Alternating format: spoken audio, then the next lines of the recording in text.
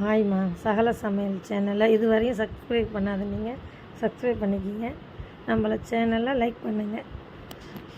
இப்போ பீக்கங்காய் கூட்டு எப்படின்னு பார்க்கலாம் வாங்க. வரகரிசி சாப்பாடு. அதுக்கு தேவையான பொருள் மிளகாத்தூள் 1 ஸ்பூனு, ஜீரகத்தூள் 1 ஸ்பூனு, மஞ்சத்தூள் 1 ஸ்பூனு, சோம்பு 1 ஸ்பூனு, ஒரு கப்பில் பருப்பு, தேவையான அளவு பருப்பு, அது கூடவே தக்காளி 1 வெட்டி போட்டுங்க, வெந்துடும். அப்புறம் இதில் வரகரிசி கழுவி ஊற வச்சுருக்கேன். ஒலை அடுப்பில் இருக்குது. வரகரிசி போட்டுருவோம். அதை சமைக்கிறதுக்கு முன்னாடி கொஞ்சம் நேரம் ஊற வச்சுருங்க. ஊற வச்சா சீக்கிரம் வெந்துடும். 1 கப் அளவுக்கு வரகரிசி எடுத்துருக்கேன். கொஞ்சோண்டு உப்பு போட்டுக்குங்க. இந்த தக்காளி பருப்பு வெந்துருச்சு. அதுக்கப்புறம் ஒரு பேனில் சட்டியை வச்சு கொஞ்சமாக எண்ணெய் ஊற்றி,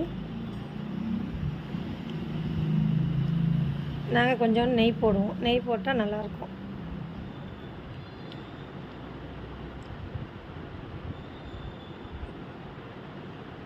அது கூட பட்டை மிளகா, கொஞ்சோண்டு கடுகு, சின்ன வெங்காயம் கொஞ்சம், கடுகு பொரிஞ்சதுக்கப்புறம் வெங்காயத்தை போட்டு தாளிச்சிட்டு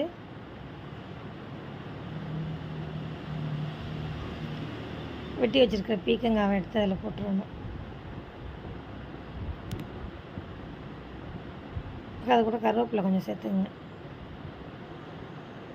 பீக்கங்காய் கூட அந்த மசாலா எல்லாத்தையும் போட்டுடணும். சமையல்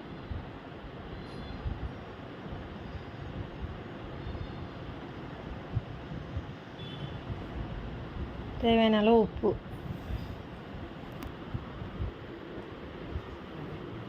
அது கூட இந்த மசாலாலாம் போட்டுடணும்.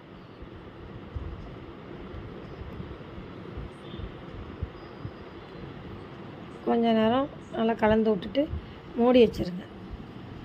ஏன்னா பீக்கங்காவே தண்ணி விடும், அதனால் இப்போ தண்ணி ஊற்ற தேவையில்லை.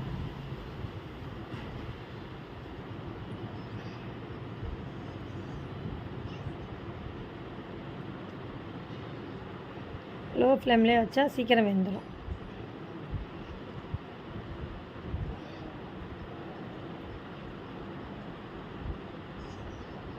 வெந்துடுச்சு. அதுக்கப்புறம் அந்த பருப்பும் தக்காளியும் அதிலே ஊற்றிடணும்.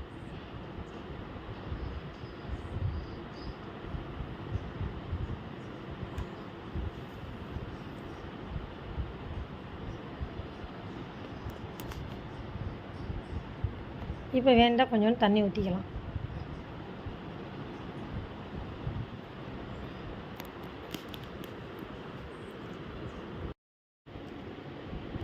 எல்லாம் இருக்கான்னு டேஸ்ட் பண்ணி பாருங்கள். வீட்லேயும் சமைச்சி பாருங்கள். சுவையான பீக்கங்காய் கூட்டு ரெடி. வாங்க.